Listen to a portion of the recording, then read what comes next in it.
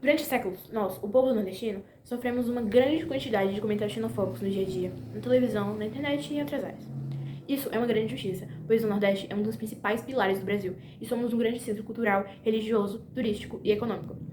Muitas vezes sofremos piadas falando que somos preguiçosos, mas na maioria dos casos, essas piadas vêm de pessoas que têm boas condições de trabalho, têm um bom salário, enquanto muitos nordestinos passam horas sob o sol, em condições muitas vezes desumanas, pois é a única fonte de renda deles e é o único meio de colocar comida na mesa. E também somos um povo muito estudioso. Inclusive, no ano passado, as maiores notas do Enem foram de estudantes nordestinos. Ser nordestino é um grande prazer e uma grande resistência.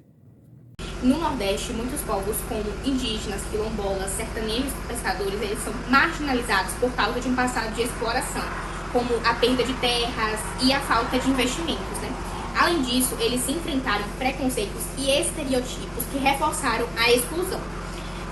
Muitas marginalizações não significa falta de cultura ou capacidade, mas sim as injustiças históricas que negaram a esses povos dignidade e oportunidades.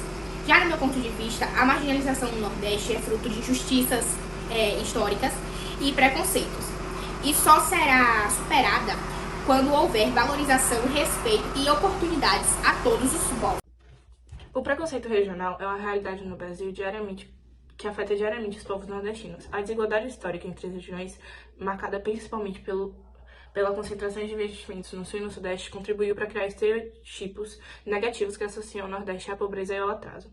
A mídia e os discursos sociais reforçam tais visões, reduzindo a identidade nordestina a piadas, sotaques, ridicularizações e a ideia de dependência política.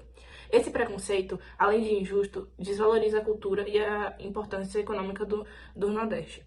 Portanto, combater essa marginalização exige reconhecer que o preconceito contra os nordestinos é uma forma de discriminação estrutural. Valorizar a cultura e garantir igualdade de oportunidade para todos é fundamental para superar essas barreiras e construir uma sociedade mais justa para todos. A marginalização é um processo social complexo que empurra determinados indivíduos ou grupos para a periferia da sociedade, limitando seu acesso a recursos e oportunidades para uma vida digna. Bom, mas por que os povos nordestinos são marginalizados? A marginalização dos povos nordestinos acontece por diversos fatores históricos, sociais, econômicos e políticos que criam a desigualdade e exclusão dos nordestinos, ocorrendo discriminação e preconceito, principalmente por causa de estereótipos que reforçam cada vez mais isso. Principalmente aqueles que não conhecem a cultura, a região e a história dos povos nordestinos. Bom dia, gente, tudo bem? Meu nome é Isis e hoje a gente tá aqui com minha mãe, Sabrina. Oi, gente, tudo bem? Então, a gente vai falar sobre a marginalização de alguns povos nordestinos. Então, Sabrina, como o período colonial e a escravidão ainda impactam comunidades tradicionais, como quilombolas e povos indígenas da região?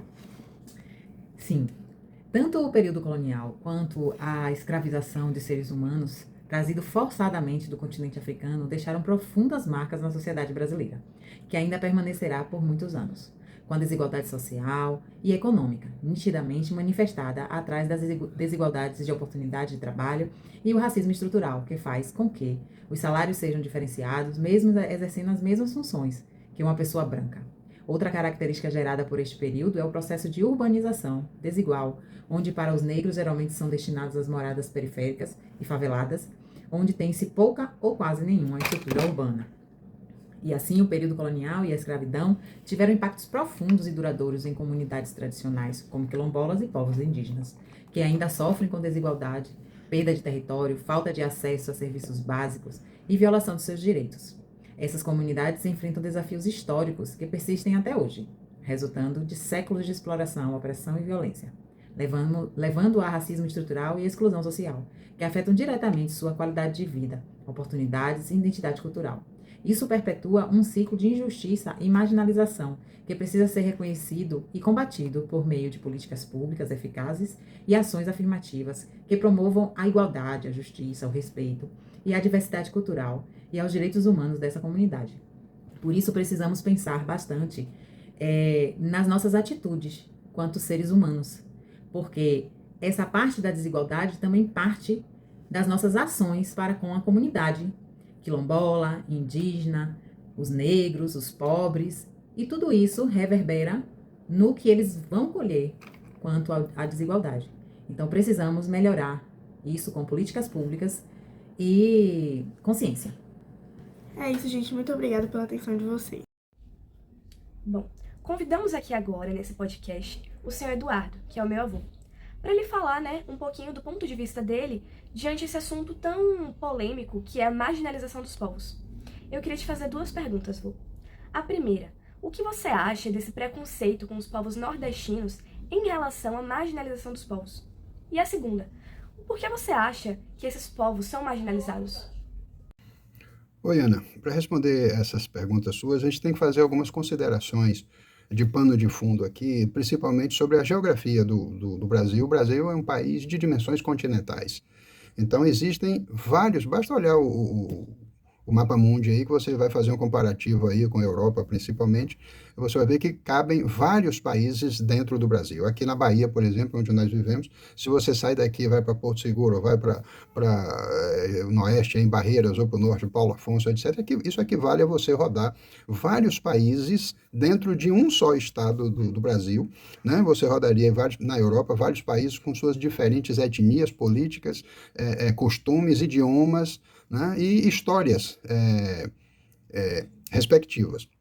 Primeiro ponto, isso. Segundo, a questão da evolução da economia do Brasil, que vamos tratar aí mais recentemente, aí do século XIX para cá, para não alongar a história, se concentrou muito no sul, na região sudeste de Rio e São Paulo, grande parte em razão da instalação da corte imperial portuguesa lá na região, que atraiu para aqui, para o Brasil, sobretudo no governo Dom Pedro II, grandes investidores, grandes, como é que se diz, empresas que investiram aqui e alavancaram a economia daquele país, na formação da economia do Brasil, na indústria de siderurgia, na indústria têxtil, de transportes e mineração, principalmente, tá entendendo? Então, isso trouxe um grande incremento econômico, evolução econômica e concentração de renda, concentração de atividades econômicas naquela região. Por outro lado, e atraiu também vários povos, a imigração de vários povos, como investimentos americanos, investimentos ingleses, alemães, italianos, japoneses, judeus, tá entendendo? Naquela região. E, por outro lado, ao mesmo tempo, a região Nordeste sofria com as adversidades da região, sobretudo em função da seca, o que causou a migração, assim como esses povos vieram para o Brasil, os povos do Nordeste também acorreram para aquela região, e a região não oferecia estrutura mínima. Então, essas pessoas tinham que submeter uma mão de obra não qualificada, que tinha que se submeter a várias coisas, a falta de moradia, a falta de infraestrutura de todas as razões.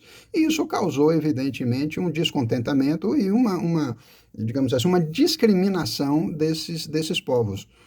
Os outros povos também sofreram isso, mas em menor grau, porque passaram a ocupar uma região mais favorecida, tá entendendo? Então, o povo do Nordeste sempre teve, historicamente, era tratado como uma sub-raça, tá entendendo? Então, isso ainda perdura até os dias de hoje, o que não é verdade. Eu precisaria de mais tempo aqui para falar dos grandes nomes na história do Brasil, oriundos do Nordeste, mas nem vou começar porque não vai dar para falar todos. E essa situação, infelizmente, ainda perdura até hoje, essa discriminação, esse racismo, essa questão separatista ainda perdura até hoje. Bom, agora eu gostaria de recitar um poema que ilustra perfeitamente essa marginalização, esse preconceito, essas características que englobam, que as pessoas definem como marginalizados, Os povos negros, os indígenas, os nordestinos. Por que há essa visão marginalizada deles? É isso que o poema vai falar. A história nos moldou em tons de cinza, em cicatrizes que a alma ainda não cicatriza. Um passado de grilhões de açoudes e dor, que ecoa em cada verso um grito de clamor. Nossos corpos, marcados pela dor da escravidão, carregam o peso da injustiça em cada geração. As senzalas, símbolos de sofrimento e opressão, transformaram-se em favelas em busca da redenção. Mas a alma persiste em resistir, em lutar, em cada canto um tambor ecoar e aclamar. A capoeira, herança de nossos ancestrais, mostra a força, a beleza, a esperança que jamais se desfaz. A voz do povo negro se ergue em poesia, em cada rima, em cada verso, a própria rebeldia. Denunciando a violência, a desigualdade e clamando por justiça, por igualdade e por liberdade. Não somos a exceção, mas a regra, a maioria, que luta por direitos, por respeito e por alegria.